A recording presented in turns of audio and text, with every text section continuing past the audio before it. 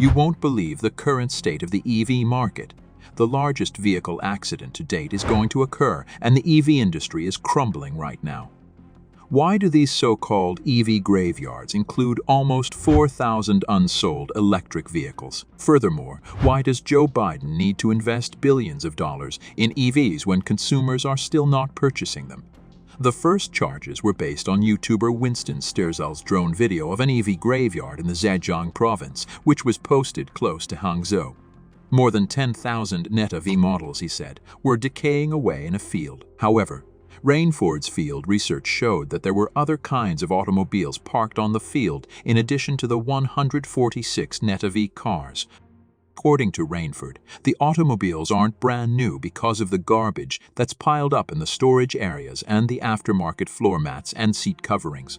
Some of the electric vehicles may have been brand new when they were driven to these areas, since the earlier footage showed undamaged plastic seat coverings. Furthermore, the bulk of EVs seen in the field are BAIC JEVEC 3 models. It's a little electric hatchback that's mostly used for ride-sharing. As we previously reported, EVs were abandoned as a result of failing automobile rental companies.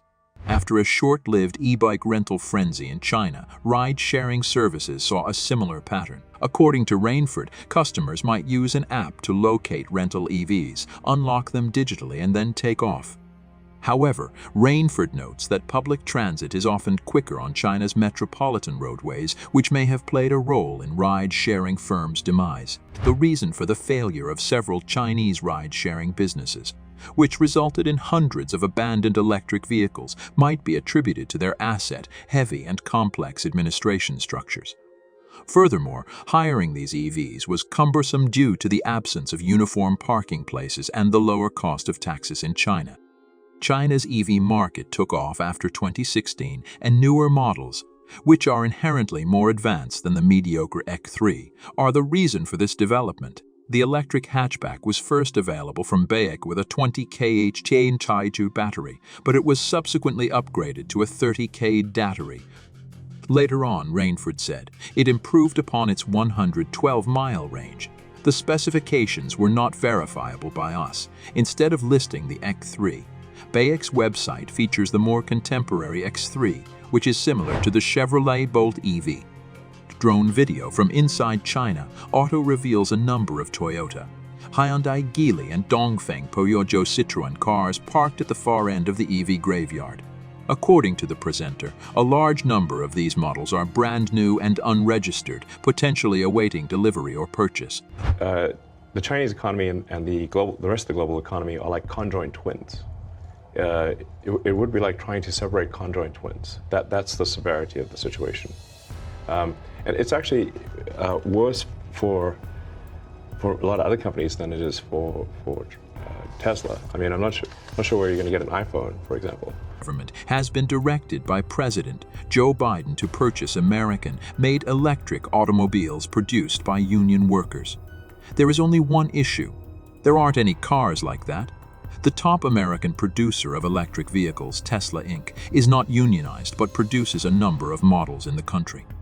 Additionally, even though General Motors Company uses union workers to produce the electric Chevrolet Bolt, around 75 of its parts are created outside of the country, falling short of the 50 requirement required by federal procurement law to be classified as American-made. Indeed, there was no timetable attached to Biden's executive order, which was released on Wednesday and is intended to encourage investment in the emerging plug-in vehicle sector.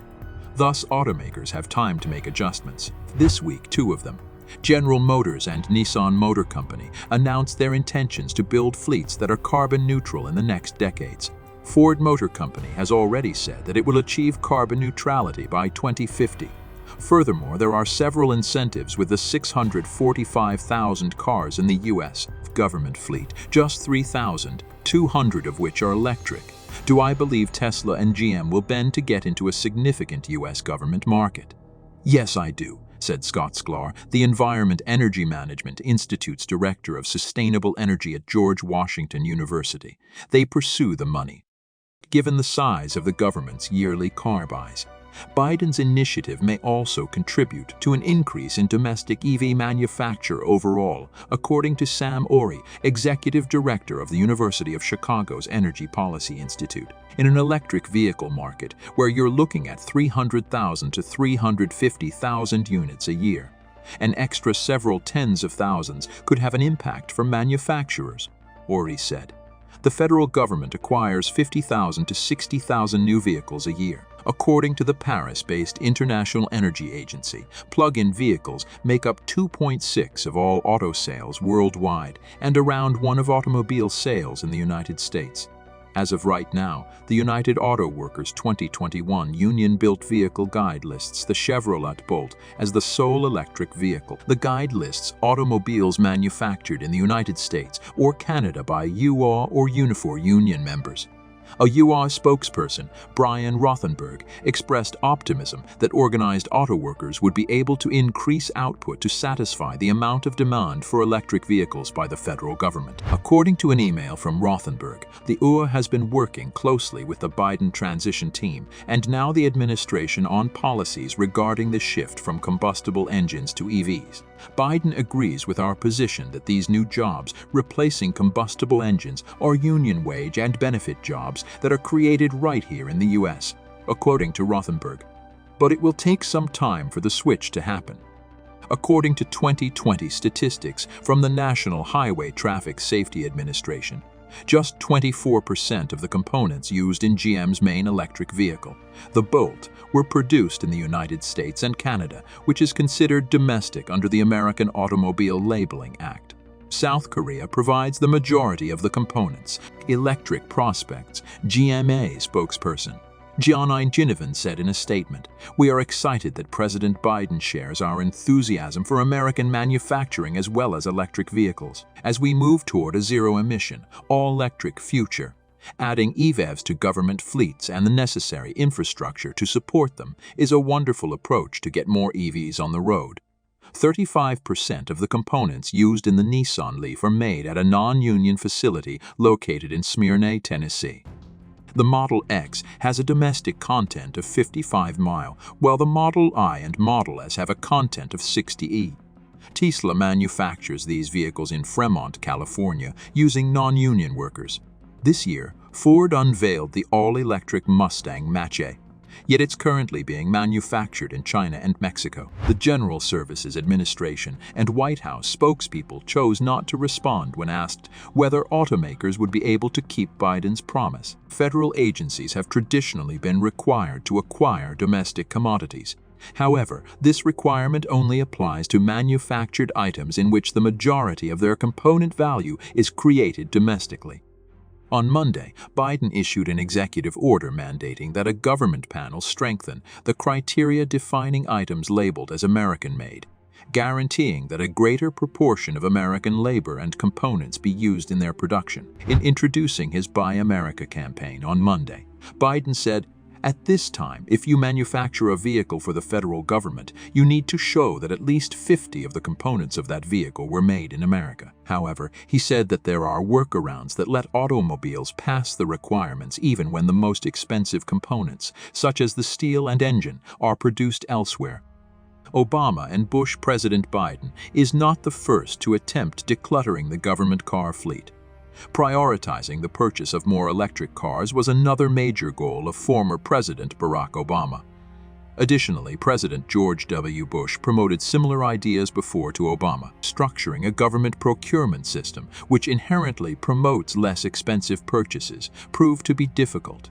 Conventional, gas-powered automobiles often have an advantage over electric versions due to the necessity to save money.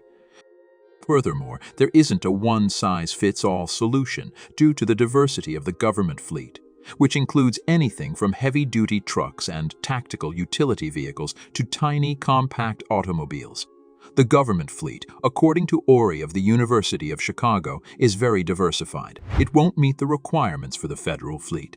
If you have this idea that someone is going to go buy a bunch of Nissan Leafs or something, Ori said that in order for the Biden administration to be successful, vehicle technology with vehicle needs must be matched, adding that even once that's solved, There's a ton of analysis that's going to have to be done agency by agency. Former Michigan Governor Jennifer Granholm, who was selected by Biden to be Secretary of Energy, said that the agency, which invests billions of dollars in technological research and development, will be crucial in meeting the executive order's Buy American mandate. During her Senate confirmation hearing on Wednesday, Granholm said, "We can make them in America, or we can buy electric car batteries from Asia." She declared herself to be a proud owner of a Chevy Bolt. "I travel in the sunshine." Thus, the U.S. government is making a major effort to force the nation to switch to electric vehicles, rather than merely gently nudging it in that direction. It's audacious and daring, and it will be fascinating to see how everything turns out. Businesses are disregarding the expectations of their consumers, and politicians are in control. However, everything has backfired, and the outcomes will be much worse than anybody anticipated. Do you believe that the EV market is being controlled by political leaders? When will EVs become reasonably priced? Tell me in the comment section below.